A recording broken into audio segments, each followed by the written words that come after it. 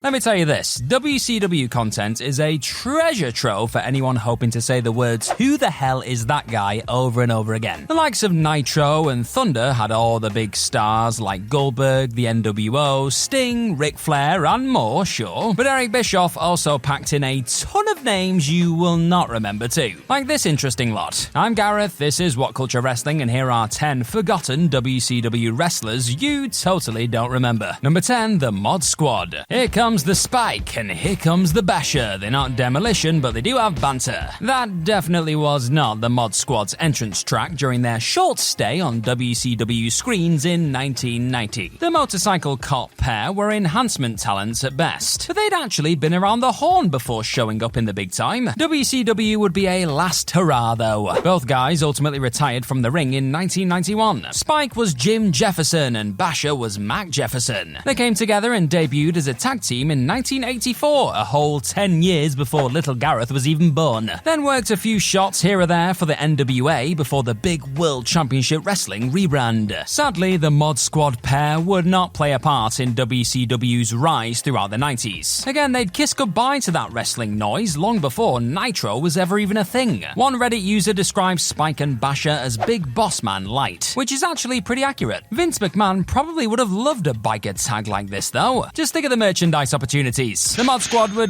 definitely money left on the table.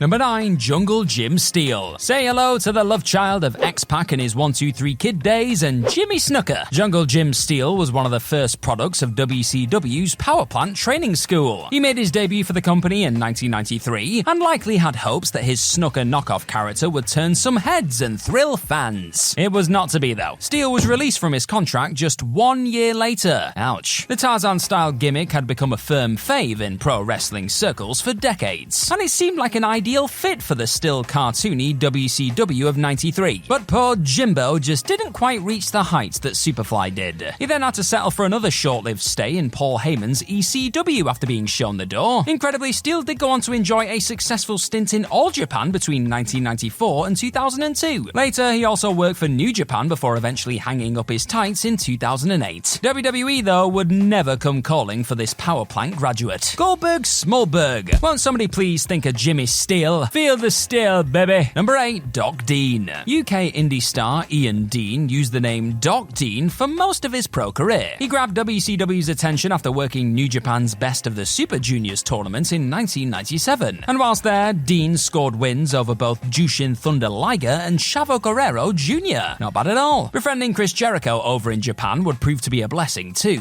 WCW signed Doc later that year, and he became something of a stalwart on the lower tier shows like Worldwide, Saturday Night, and long-forgotten syndicated Hour Pro. Dean's biggest match came versus Stevie Ray on the 2nd of July 1998 episode of Thunder, but he was honestly less of a cruiserweight concern and more of a job guy by then. Dean was released in the summer of 98 and quickly retired from wrestling due to an accumulation of injuries, which sucks a bit. Undeterred, the dude went on to start his own plumbing company, and good for him. He then sadly passed away in 2018. Honestly, it'd be a shock if any wrestling fans watching this did remember his matches though, but some of them are immortalized on WWE's platform at least, so that's something. So the wrestlers on this list are the ones that people probably don't remember. But what about those WCW moments that people forget too? Which brings me to a question, my friends. What is your most underrated forgotten moment in WCW history? You let me know in the comments section down below, you lovely person. Number 7, Chip Minton. Fun fact, you're looking at a 2-time Winter Olympian here. That is right. Chip Minton was part of the US bobsleigh team in 1994 and 1998, but he was also a WCW star in between training for the games. Chip worked his first matches for the company in 96, then took some time off the following year before returning in 98. That's when he made it to weeklies like Thunder. Oh yeah. Also, whilst Minton would never wrestle on flagship show Nitro, he did work on pay-per-view by playing his part in the bumper 60-man battle royal at World War III that same year. If only Chip could have won, he might have gone on to become a WCW World Champion. Look, even David Arquette won that belt, so nothing was impossible in Atlanta. You know it's true. Milton was another trainee coming out of the power plants who struggled to reach his full potential. Being honest though, his name just sucked, didn't it? And he was sacrificed to Pet Project Wrath near the end of his WCW run. Back to sledding for Chip then. Number 6, J.W. Storm. Promising prospect J.W. Storm was in the oft-forgotten Maximum Overdrive 5 team that put the Steiner brothers over at Clash of the Champions 12 in 1990. After that, WCW decided to split the duo and attack a singles push for JW. And by attack, yours truly means that they turned him into a Steven Seagal from Hard to Kill clone. It was quite a look. WCW business immediately went through the roof too. Not really, obviously. Storm going Seagal wasn't as daft as it seems now though. You see, Hard to Kill was a box office smash around that same time, so JW rocking the same look made sense and gave him some instant marketability. Unfortunately though, it didn't pay dividends, and Storm was let go less than 1 full year into his singles run. He'd then go on to become an occasional enhancement worker for the WWF until 1992. Someone should have given JW a call for the dreaded Brawl for All too, because he actually had an impressive 22-2 record as a boxer. For anyone interested, all of his wins came by knockout. You don't mess with this Storm. Thank you for spending a bit of time with us here at What Culture Wrestling today, you incredible person. Now stick around and hit that subscribe button for more of these fascinating wrestling videos. Number 5, Galaxy. Now this is a strange one. Galaxy was working matches for WCW as Damien at the same time. So in short, he wrestled as 2 different characters on the promotion's programming, and there was never any crossover. Announcers didn't acknowledge that it was the same wrestler either. Galaxy and Damo were totally separate. Right. I mean, that'd be like Santos Escobar portraying a masked gimmick on Raw, whilst also playing himself on episodes of SmackDown in the same week. It'd be weird. Now, it is pretty quirky that WCW let something like this happen, but Galaxy probably wasn't that fussed. He was getting a payoff regardless of which persona he was booked to play. I bet it was quite fun playing 2 people for a bit though. Galaxy was introduced in 1996, but vanished around 6 months later. Damien became the man's go-to role on WCW TV after that. He'd stick around on the roster until 1999, then returned home to Mexico and continued his career until hanging it up in...